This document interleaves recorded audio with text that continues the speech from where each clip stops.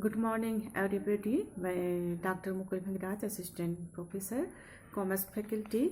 मैं आज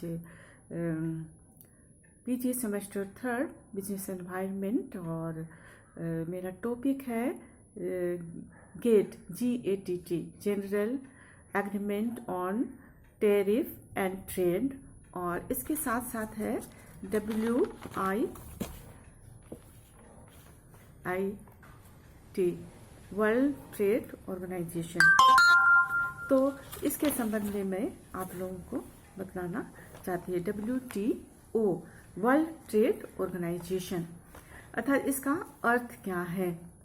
तो ये गेट जो है, जिसको हम पूरे उसको फुल फॉर्म में हम देखेंगे तो उसका फुल फॉर्म है general agreement on tariff and trade.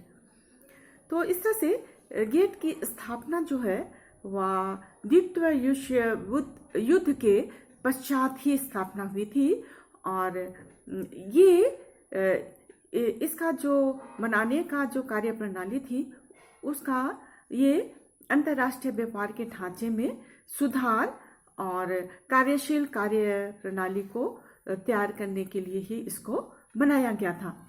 और ये सन 1947 में संयुक्त राष्ट्र संघ ने व्यापार और रोजगार के संबंध में इन्होंने एक फैसला लिया था, और इनके फैसले के अनुसार हवाला जो है क्यूबा में अंतर्राष्ट्रीय व्यापार संगठन ITO की स्थापना की गई थी।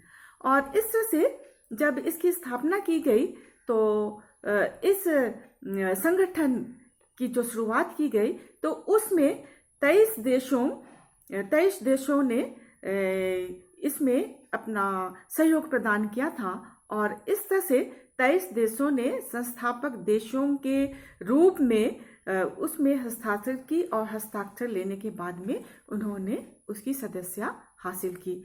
और इस तरह से या 1948 से सन 1948 से ITO को ही हम गेट के नाम से हम जानते हैं।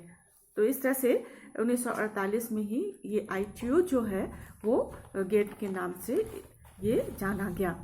गेट जो है वो दुनिया के बीच में, दुनिया के संबंध में एक तरह से एक बहुपक्षीय समझौता होता है, और ये जो बहुपक्षीय समझौता होता है ये कई देशों के बीच में होता है, और ये एक तरह से अंतर्राष्ट्रीय व्यापार को भी ये नियंत्रण करता है। और इसका जो पहला अर्थात कि कहना चाहिए कि इसका प्राथमिक जो उद्देश्य है वह है अन्य व्यापार बाधाओं को समाप्त करने के साथ साथ शुल्कों को काफी हद तक कम करना है। लेकिन सन 1995 में 95 में WTO ने गेट की जगह अपना स्थान ले लिया, अर्थात कि गेट के स्थान पर वो WTO आ गई, और इस तरह से ये अंतर्राष्ट्रीय संबंधी जो भी आर्थिक मामले थे उसके संबंध में ये निपटाने का काम करने लगा। और इस तरह से हम देखते हैं कि अंतर्राष्ट्रीय आर्थिक मामलों से निपटने के लिए जो आपका WTO अर्थात कि विश्व व्यापार संगठन जो है उसमें अधिक शक्तियां और संबंधित इसके अंतर्गत कार्य हैं। गेट जो है वो गेट टैरिफ एंड ट्रेड पर सामान्य समझौते का ये विस्तार करता है। एक अंतर्राष्ट्रीय व्यापार ये एक तरह का संधि है जो कि ब्रिटेन वुड्स समझौते के परिणाम स्वरूप द्वितीय युद्ध के ठीक बाद वर्ष 1947 में अपने अस्तित्व में आई।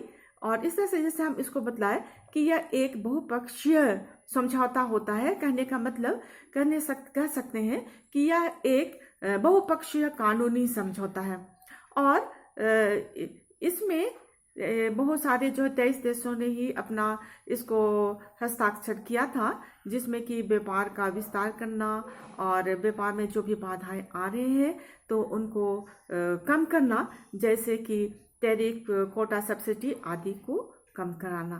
इस संबंध में 3 मुख्य प्रावधान किए गए हैं, जो ये है कि पहला, जब टैरिफ की बात होती है तो सभी सदस्य देशों को बराबर माना जाता है, अर्थात कि जितने भी जो भी सदस्य हैं इनके, जो कि आपको हम बताए कि इन देशों ने 23 देशों ने इसमें हस्ताक्षर किया था, तो इस समझौता में, तो ये जितने भी टैरिफ की बात निकलती है, तो जो भी सदस्य इसके अंतर्गत आए हैं, तो जो सदस्यों के द्वारा निर्णय होते हैं, तो सभी देशों को हम इसको बराबर रूप से मानते हैं। दूसरा ये है कि आयात और निर्यात की संख्या पर प्रतिबंध निषिद्ध है, लेकिन कुछ अपवादों के अधीन है। तीसरा, विकासशील जो देश हैं, तो विकासशील देशों के व्यापार को एक तरह से प्रोत्साहित करने के लिए इसमें विशेष प्रकार के इसमें प्रावधान किए गए हैं। और वर्षों से समझौते में परिवर्तन किए गए हैं। गेट 1994 तक बना रहा। ये जो है इसका जो अवधि रही, तो ये हालांकि द्वितीय विश्व युद्ध के पश्चात ही इसको बनाया गया था, लेकिन इस समझौते में कुछ जो हेरफेर किए, परिवर्तन किए गए, और इस तरह से गेट जो है जो अपने अस्तित्व में है, तो ये जो है सिर्फ 1994 तक ही रहा, और इसके बाद में WTO जो है इसके स्थान पर आ गया, अर्थात कि गेट को निरस्त करके उसके स्थान पर WTO आ गया।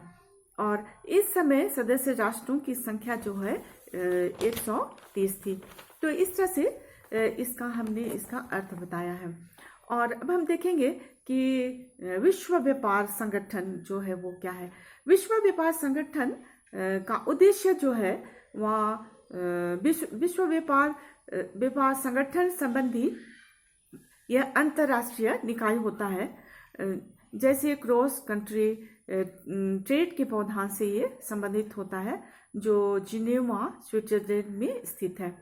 और इस तरह से हम देखते हैं कि WTO जो है समझौता नामक एक तरह का समझौता होता है, जो दुनिया के समस्त देशों द्वारा विधिवत, जो आपको हम बताए थे गेट में जो लोगों ने हस्ताक्षर किया था, वैसे ही इसमें देशों द्वारा विधिवत हस्ताक्षरित और बातचीत किया जाता है और उनकी संसदों की पुष्टि की जाती है। यदि हम उसको वास्तव अर्थ में देखेंगे तो WTO एक ऐसा समझौता है, या एक ऐसा कहना चाहिए कि स्थान है, जहां समस्त देशों की सरकारें अपनी व्यापार समस्याओं को हल करने के लिए वहाँ अपने समस्याओं को रखते हैं, देशों से संबंधित समस्याओं को रखते हैं, और समस्याओं के समाधान करने के लिए उनको हल को खोजा जाता है, और उन हलों को हल करने का प्रयास किया जाता है, जो अन्य देश के व्यापार के दौरान उनके द्वारा जो भी समस्याएं आती हैं या सामना की जाती हैं।